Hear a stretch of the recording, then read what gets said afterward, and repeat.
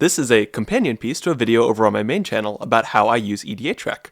Check out that one as well, or don't, whatever floats your boat. Regardless, I'm always curious about what an EDHREC page is telling me and why particular cards are there.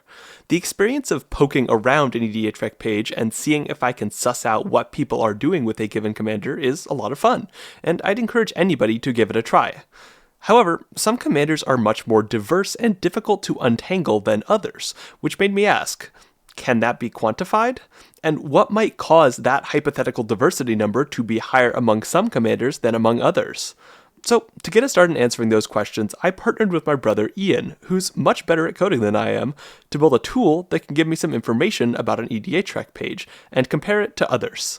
The end product was this, a tool where you can input a commander and it ranks it on a few different metrics. Let's jump over to Ian to talk us through the basics. So now there are a few different metrics this is analyzing, right? You've got entropy, synergy, and hipster cards. Do you want to just go through those? Yeah, so first up is entropy, and that is a fancy data science term for the variation and chaos within a data set. So really what it's looking at is how unpopular the average card is. So it's a logarithmic scale, so 1.0 is the average card is played at a 50% rate, 2.0 is the average card is played at a 25% rate, and it's just a good measure for how much a deck is concentrated on one main archetype, or if it's spread out amongst a bunch of different themes. The next one is synergy, which is taken in part from EDHREC's synergy score that it calculates for cards, which is the rate that they're being run in the deck versus the rate that they're being run among all decks with the same color identity. And what I did was I took that synergy score and divided it by the rate it was being run overall. So now synergy will tell you that, hey, these cards are 5 times more popular here than they are in the colors overall. Oh, that's helpful. It's like a modification on that metric. That's kind of neat. Yes, and then the last two were a little more just, it would be kind of fun to have this. So there's hipster cards, which is just any card that is run in less than 1% of decks overall. I call that a hipster card, and I just see, on average, how many cards in the deck are hipster cards. So it gives you kind of a portion that tells you, it can tell you the specific things that a commander is doing, or it can tell you how specific a commander's game plan is, but it can also kind of tell you what kinds of people are attracted to a commander. Yeah, that was the metric that I found kind of a little most muddy in some sense. I think it's still kind of fun as something to analyze a bit, but it feels like maybe the least information dense among the metrics, I would say. Yep. And the last thing I looked for was what I'm calling signature cards, which are cards that that are run in a higher portion of the decks of this commander than for any other commander. So really, it tells you what themes are most specific to this commander. And that's kind of neat just to have as an extra little fun thing. And I know a lot will have kind of 3 or 4. That seemed like a pretty common number to have. But it seemed like some had a fair amount have 0, and then some have a whole lot depending on how specific their game plan is to that one commander. So looking at the data, we have 2,600 commanders and around 16,000 cards that are a signature card of some deck. Some cards just aren't run enough in any for it to be really worth counting them. So on average, that means commanders have around, I want to say, 7. Okay, that's a decently high average, actually. Yeah, I mean, maybe the median is around 3 to 5, but there are some commanders that are just the default commander for a tribe that just have all of the cards that are just in that tribe as their signature cards. I imagine there are also some that I probably wouldn't think about. Maybe there is a Badger commander, and all of the Badger players are, putting all of the Badgers in that deck. So you have all these, common little silly things that end up in this commander. And I wouldn't think of it as an actual deck, but it is somebody's actual deck.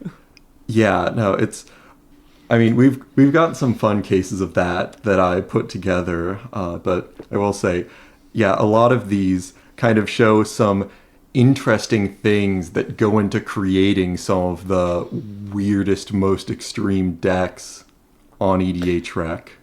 Yeah, and that'll be interesting to get into in a bit. So that's the tool, and you're welcome to play around with it to see how the commanders you like stack up. But let's get back to the reason I wanted this tool in the first place. What can this tell us about what commanders are more diverse, and what ones are more similar to their color identities? For the rest of this video, we'll be going through the commanders on the far ends of these two metrics, and the results are pretty interesting. Okay, so first you've got entropy and kind of showing some of the examples of what causes a thing to have higher or lower entropy. Yep. So a couple descriptors here of it, and then we have a couple examples of a higher and a somewhat lower entropy commander. Yeah, so the average entropy is around 1.8, and just to kind of give an example of sort of the range that a lot of commanders fall into, you've got, Kenrith, the classic build anything 5-color commander, has got like 2.23, and then Urtet, very specific mirror tribal, that's like 1.45. Yeah, which that's cool. So moving on to the lowest entropy, we have, and this surprised me immediately, but then when I thought about it, it became a lot less surprising. So we have Rograk Silas, which is a classic CEDH partner pair. I don't think you're ever going to see this outside of CEDH, just because it is so fine-tuned to exactly what a Turbo Ad Nauseam deck wants to be in CEDH.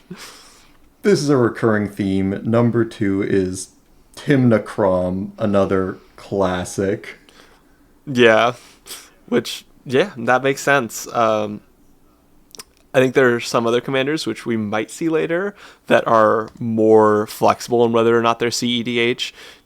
Something like your Winota, something like your Kinnan, especially Kinnan, I think, is usually CEDH, sometimes not, but Timnacrom is almost always going to be CEDH. So that kind of makes sense. You generally have, you'll have minor sort of meta variations, but it's much closer to a 60-card deck in terms of kind of the variations you'll see. You'll see some different removal choices here or there. You'll see somebody tinkering with a different build path. But I think it actually might be even more restrictive than a 60-card deck just because it's singleton and there's kind of less flexibility in what cards are powerful enough to earn a slot. Yeah, and I think just generally, like, having a canonical version of the deck that people might be, like, spinning off, that's what gets the entropy down this low.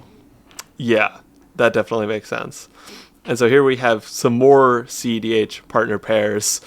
Yeah, so we've just got like a wall of super homogeneous partner pairs at 4, 5, 6, 7. But you might have noticed it skipped 3. Oh. Aha. The Second Doctor and Ryan Sinclair. Okay. Okay.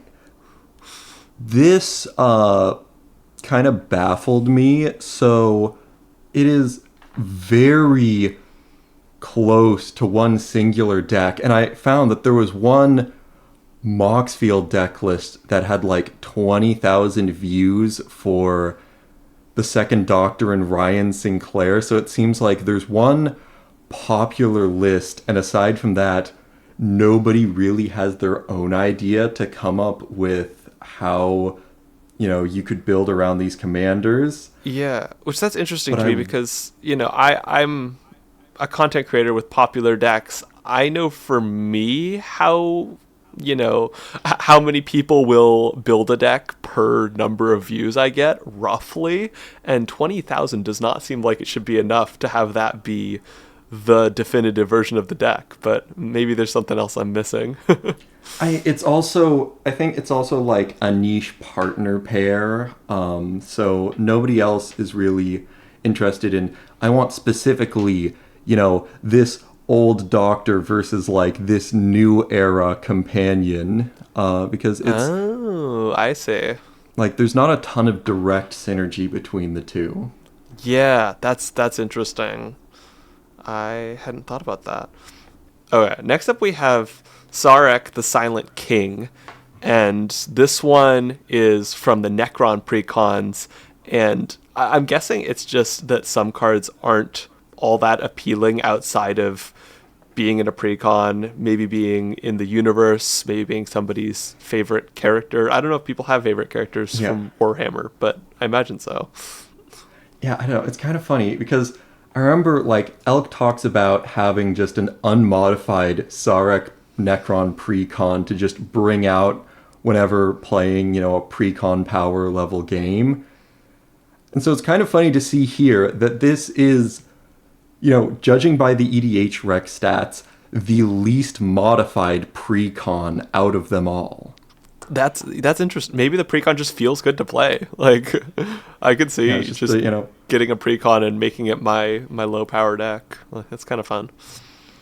Next up, we see more precon commanders. So, Sliver Gravemother, Galadriel Elven Queen, Cost Eyes of the Glade, and Felethar the Steadfast.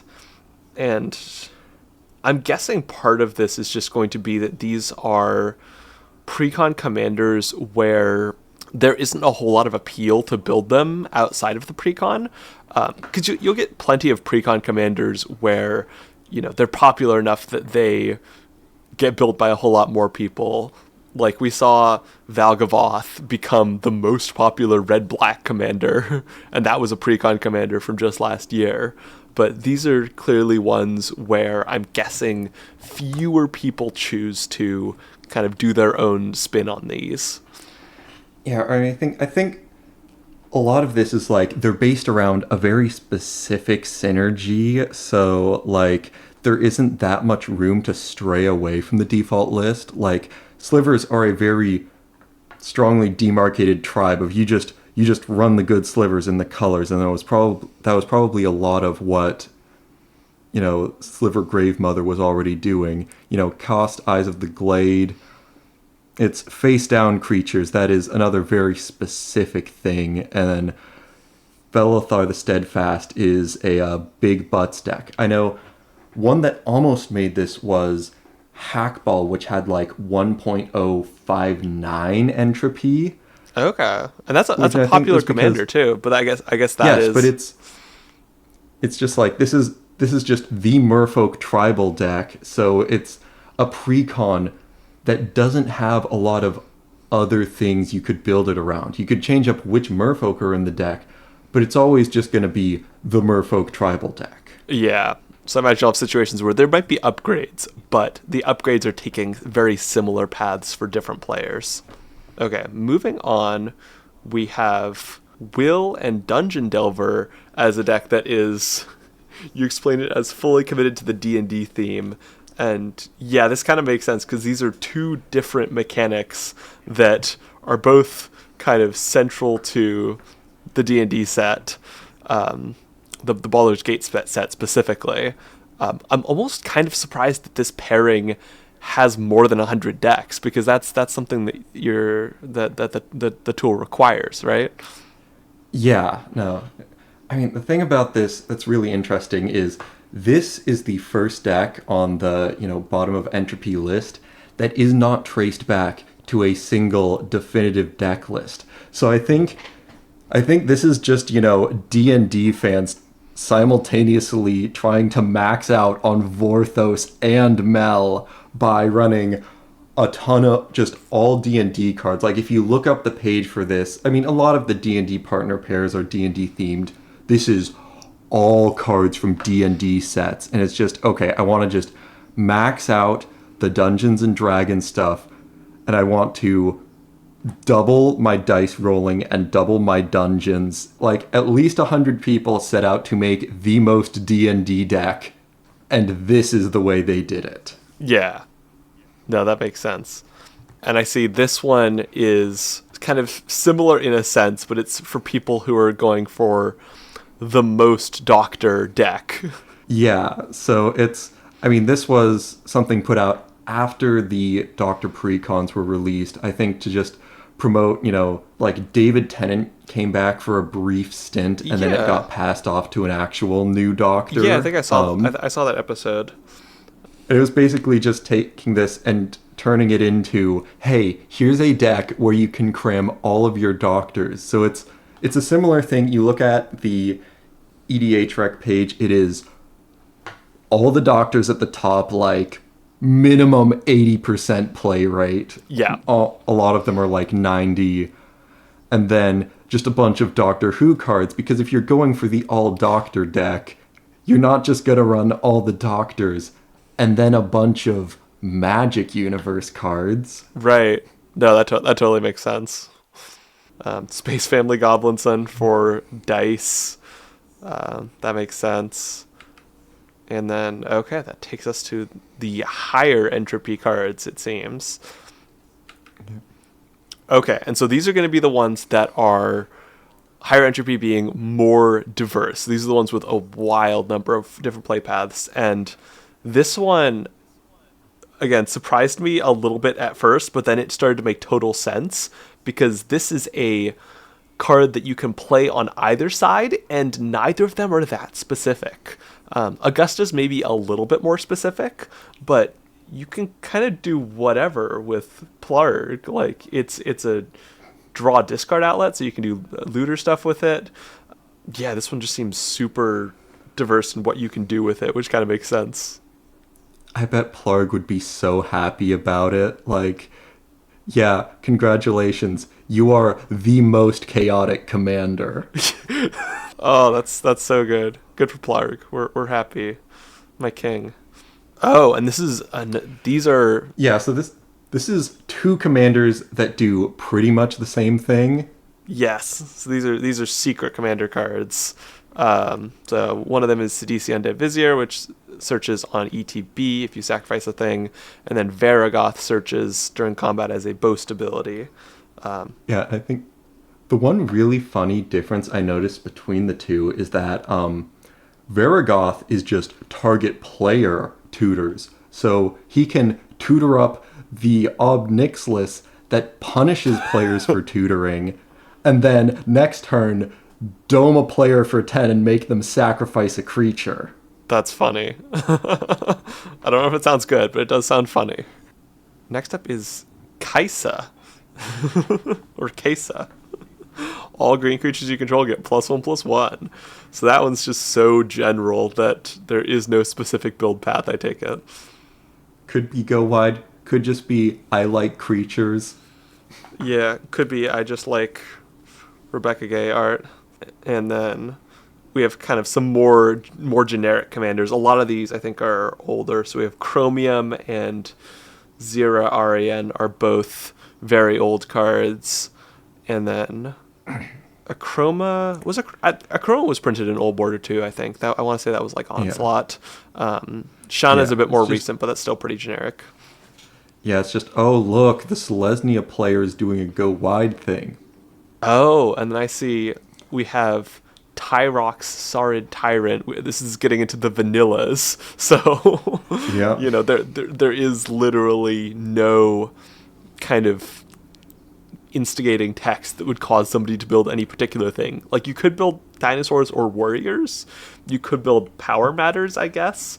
But, like, the kind of pushes that players are receiving from this card are very limited.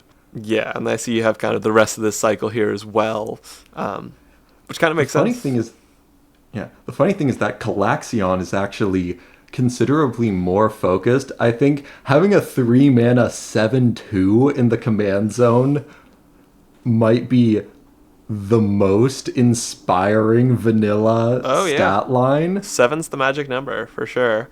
Yeah, so there's a lot of, like, Calaxion Voltron. Yep.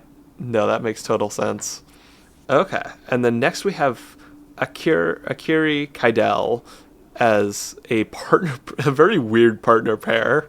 Like I feel like you must have either a very specific vision, or maybe everybody who builds this has a very specific vision, but their visions are different from each other.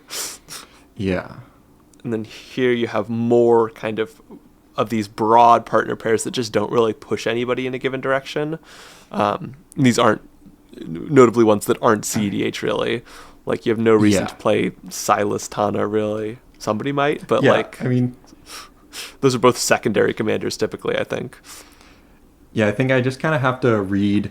I kind of have to read, what they're doing just from the entropy score, because the CEDH pairs were on the exact opposite end of the entropy scale. And it probably seems a little weird, like Ravos Crom. Why is that on the bottom? Because Crom was on the top in another, entropy ranking. But I think that kind of makes sense in that Crom is generally the secondary commander, and I don't even think Ravos shows up in CEDH. But when you think about it in the context of one of the CEDH commanders being the primary that you really care about and the other being mostly for colors, it starts to make a lot more sense. Okay, you have Raydane. That's interesting. Yeah, because you might have people going either way.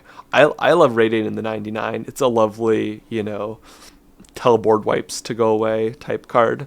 Yes, I mean, it's like you can choose between, a hate bear or a light pillow fort effect, but either way, that doesn't have much bearing on what the rest of the deck really wants to be. No, it's very much a support piece, which I guess kind of makes sense here, because the commanders who you're going to see being kind of more definitive outside of CEDH are generally the ones with like a very strong central thrust to them. Like they give your deck something specific to build around, and these just really don't. These just support your deck in some way. Now we're moving on to the synergy measurement, which is kind of based off of the synergy on the EDHREC page. So it's based on that, but it's doing overall how many times more popular are these cards in this deck than they are overall in the colors. So like, Kenrith the Returned King, I think 1.428 means that, they're still like on average like twice as likely to be in him as they are just in general in 5-color decks. But it's still nothing to compare to Urtet, which is 15 times more likely. Right. All right, so we can get into some examples of these. So our highest synergy picks are... Ooh, Isu again. Hello. Hello, buddy. Wow, your cards are specific. Yeah, and I think... So the synergy, when I was getting the data from EDHREC, so there were other things that I could, calculate from the full data to get more decimal points. The synergy, I couldn't really source it from anywhere else, so I just had to go on the just whole number percent synergy score it gives you, which in this case meant that, like, for things that are really niche, I just have to round it up to 1% because it's either, either there's, 1% remaining after synergy or 0% remaining, and I can't divide by 0. Even if you could, I don't even know if it would be all that. Like, it would be fun to hit a higher number, but at a certain point, an unpopular card is an unpopular card. I think the meaningful difference between a card played in 0.2% of decks and 1.2% of decks is not that great.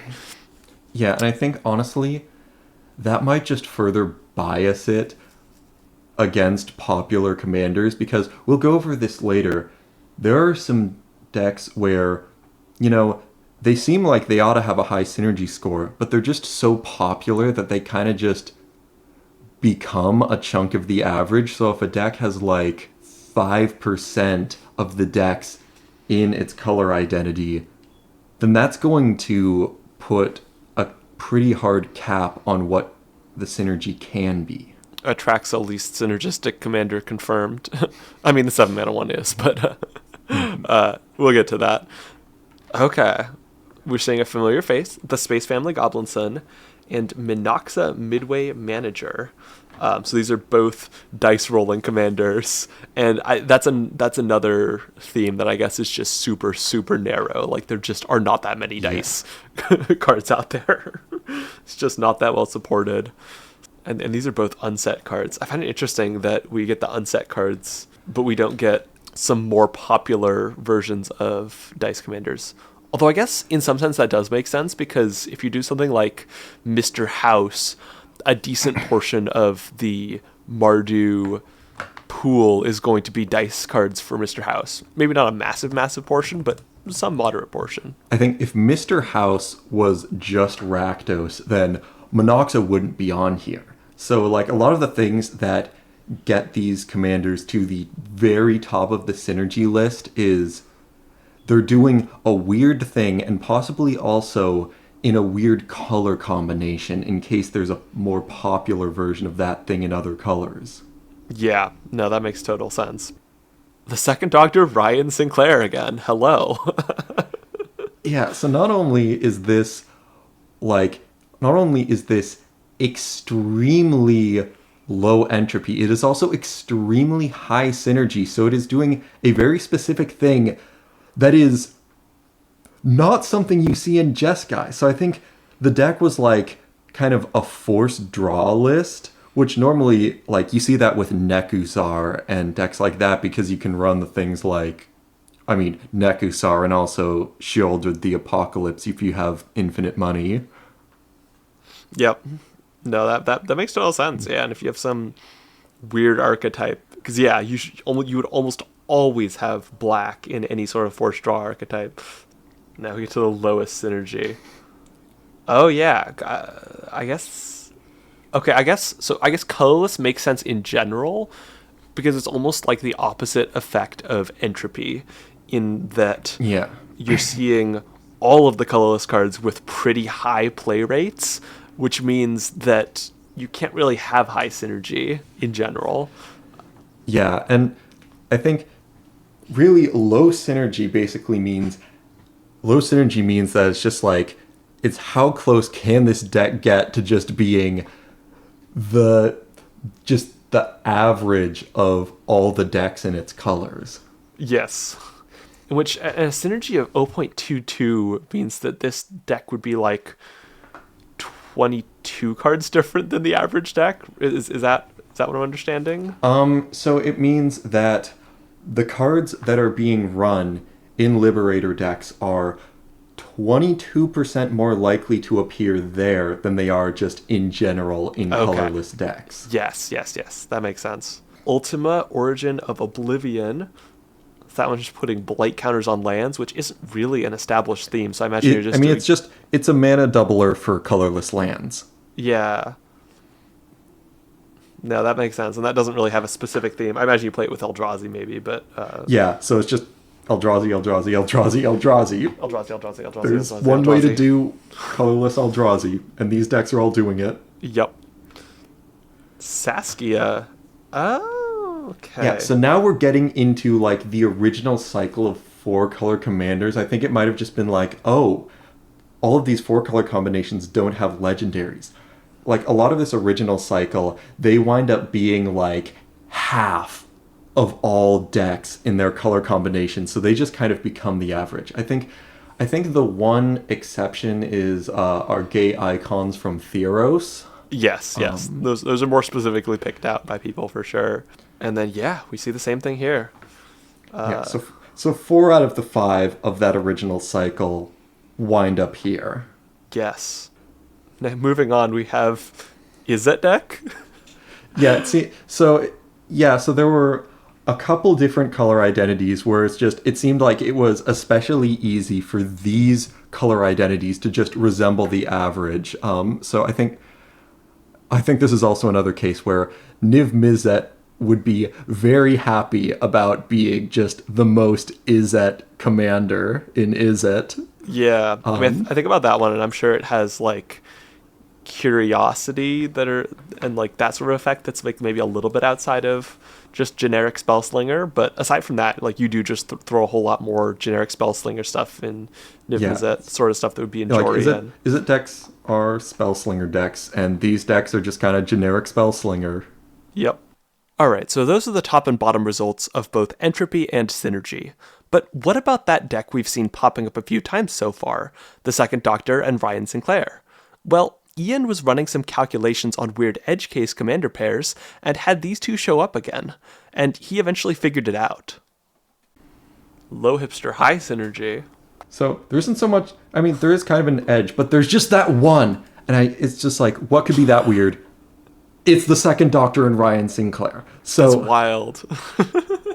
I actually dug into it. So it was from a Moxfield account called Shinewend that had like, it had been active like, in the past, less than a year, but had like a couple of different decks with like 20,000 views. So is this just like a Moxfield influencer that isn't attached to anything else? But it's like, no, that doesn't, like, I don't feel like people cultivate that strong of presences specifically on a deck building website. So I finally tracked down where it was from on the next slide. Oh, it's this person. Yeah. So it's like Yeah. Yeah, this person's been popping off. They're like a former Pokemon YouTuber, I want to say. Or current, I don't know. But yeah, they got their deck list popping off. This was one where there wasn't really... So it's like, nobody was building those commanders for anything else. So like, the 100 people that did... The 100 people that did copy that list just threw a complete oddball into the data set. Yep. No, that'll do it for sure. I remember the EDHREC cast, they did their data episode, and there was one for like commanders that had a resurgence, and they were like, there's a lot of viral video, there's a lot of things where you see, a popular video talking about a commander, and it's just like, oh, you're gonna see that in the data, but you don't always see that in the data. This is one that we saw in the data, and it was Xyrus. Xyrus. Yeah. That probably pumped it back up high on the list. So, those are the insights. I might make a follow-up video on the main channel based on some of the conclusions from this, depending on if I figured out anything interesting and whether other people seem interested in this stuff. For now, bye!